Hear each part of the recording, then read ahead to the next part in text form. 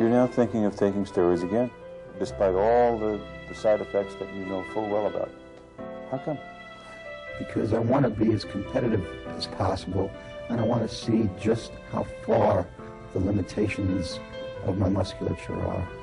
And I think that I speak for many other athletes who would probably echo the same sentiments. The variety seems endless. There are human ones and veterinary ones designed for horses, which seem to be more popular than the human versions in some cases.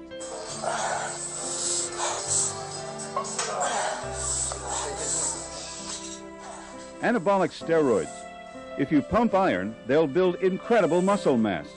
If you're a marathoner, they'll cut your recovery time in half. If you play football, they could be a stepping stone to a multi-million-dollar professional contract. If the sport you play calls for size or strength, there's no doubt you already know about steroids. How in the short run they can help. How in the long run they can kill. These athletes are exchanging the immediate benefits that they perceive for probably a shorter lifespan. Did you want to go farther on with football? No, not really, to tell you the truth. Okay. It's too competitive, basically. And you need to take steroids, really, I think, to be a good ball player. Both my muscular strength increased much more rapidly than it would have had I not been taking the steroids. And also, when you're taking them, you can train much more intensely. Gail Olenikova is a professional athlete who's been featured on the cover of Sports Illustrated.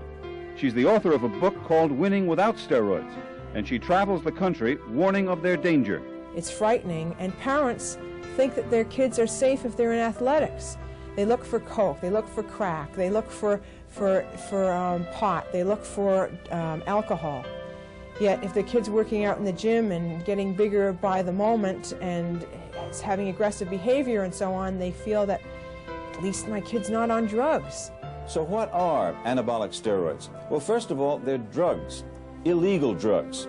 They're produced in laboratories, and they're the synthetic cousins of the male hormone testosterone. That's the hormone that helps build muscle and can lead to macho-type behavior. I attack the weights. They don't intimidate me. At this point, when I reach an extremely heavy, what for me is an extremely heavy weight, I become a little bit intimidated.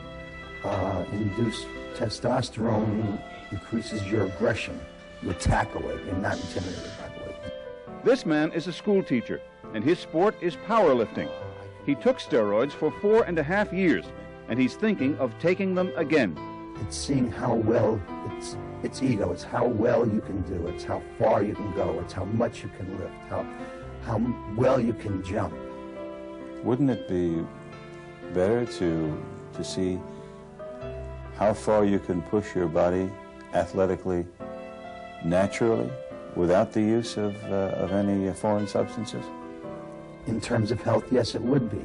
But a lot of fellows think that they're able to compete on a higher level. In order to compete on these high levels, this ergogenic age, these steroids are being utilized. You know about the bad effects of steroids. You know they can cause liver cancer. You know they can cause atrophy in the testicles. You know they can cause breast growth in men. You know all the bad effects. And yet, incredibly, you are thinking of taking steroids again. How come? The competition is so keen, so close, and the egos are so big because the egos match the weights that are being lifted. When you're lifting close to 1,000 pounds, your ego has to match that.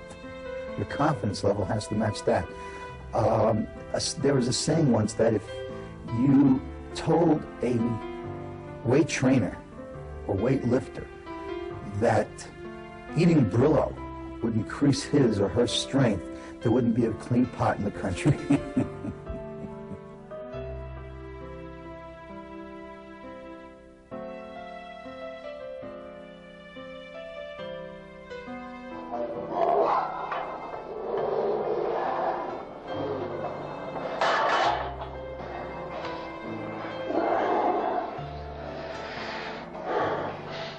If you're a weightlifter or a football player or a wrestler or in any sport that emphasizes size and strength, anabolic steroids can make you bigger and stronger.